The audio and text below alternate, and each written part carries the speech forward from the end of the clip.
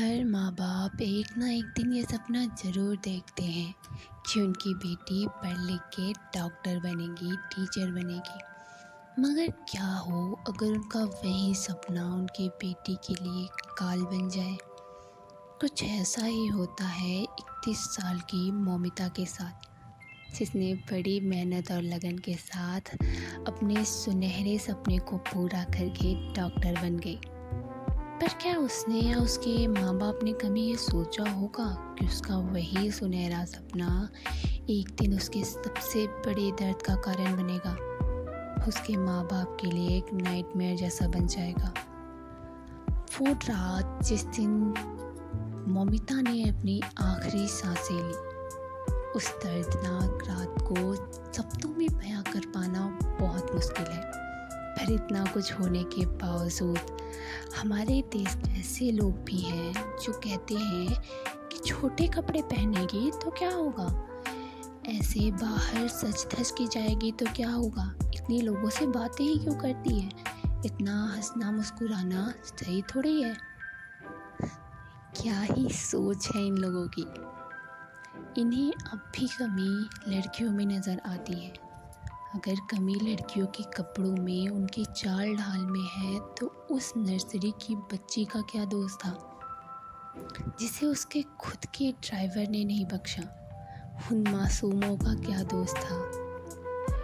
इन्हें अब तक ये नहीं समझ में आया कि कमी लड़कियों की बोलचाल में नहीं, लड़कियों के कपड़ों में नहीं, लोगों के सोच में है।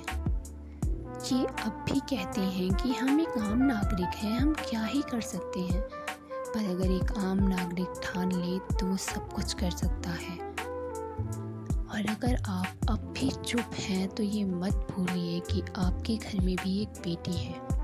मुझे तो ये समझ में ही नहीं आता, क्या हम उसी देश में रहते हैं जहाँ एक औरत की इज्जत की तरफ देखने से सिर्फ एक औरत की इज्जत की तरफ कोशिश तक की थी, जहाँ महाभारत जैसा युद्ध हुआ है। क्या हम सच में उसी भूमि पर हैं जहाँ पर एक औरत की इज्जत के खातिर महाभारत रामायण जैसा युद्ध हुआ। यहाँ के लोग उन लड़कियों के लिए आवाज़ उठाने तक से कतराते हैं। आखिर हम लड़कियाँ कहाँ सुरक्षित हैं, ना घर, ना स्कूल, ना हॉस्पिटल। आखिर हमें ये कब समझ में आएगा कि लड़कियों पे पाबंदी लगाने से ये घटनाएं कम नहीं हो जाती।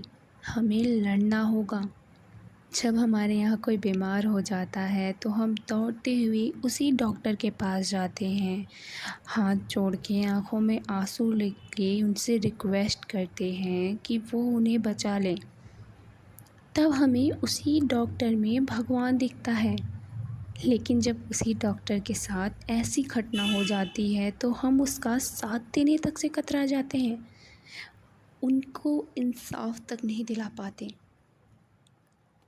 न जाने कैसी सोच है इस समाज की। शायद हमें खुद की सुरक्षा के लिए खुद ही हथियार उठा लेना चाहिए, क्योंकि ये घटनाएं तब तक कम होने से रही जब तक उन मुजरिमों को दर्दनाक से दर्दनाक सजा ना दी जाए।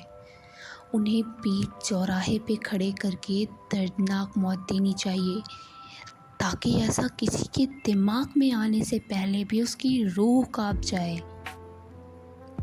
मैं उम्मीद करती हूँ कि आप लोग जगेंगे, उसकी खातिर आवाज़ उठाएंगे।